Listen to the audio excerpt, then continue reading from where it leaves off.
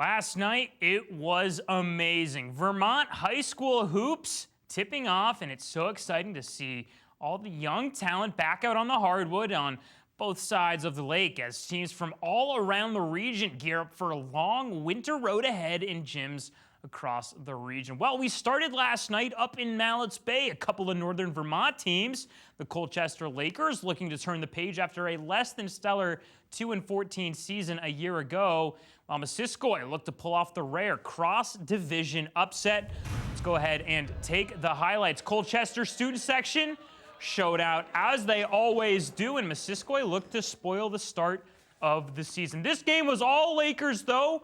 Corner three, no good, but how about Colby Bruzesi takes the hit and gets the finish. Very next Laker possession, Bruzesi is going to get the ball in space, and that's just too much. Catch and shoot, triple.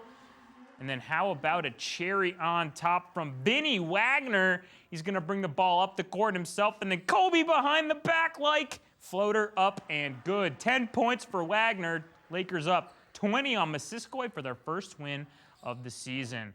Elsewhere last night in the boys basketball slate, the Eagles from Mount Abraham, they took down Randolph by a slim margin in Funk with 22 for the Eagles.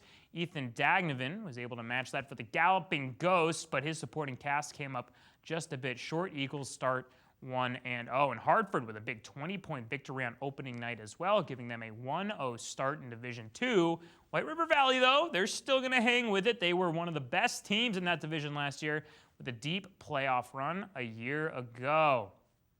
Well, it's not often you see teams from across the lake meet up, but after a stellar season from Rice girls basketball, they look for an out-of-state opponent in the Saranac Central Chiefs for their tip-off game last night right here in South Burlington. The Green Knights coming off a 19-1 campaign, and they faced an athletic star, number 24, Sydney Myers, the polarizing soccer player from Saranac Central. Sydney would start off hot, takes the inbounds pass, dribble, and that's the first bucket of the game for either team. Bang from the elbow.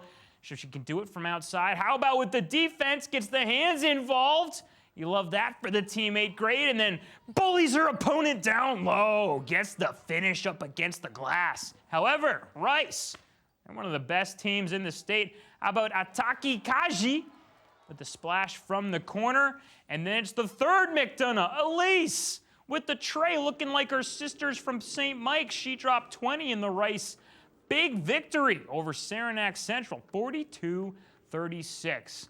And we take a look at the scoreboard from the rest of Vermont girls hoops. South Burlington opening up their season hot, 30-point win over the Yellow Jackets from Milton.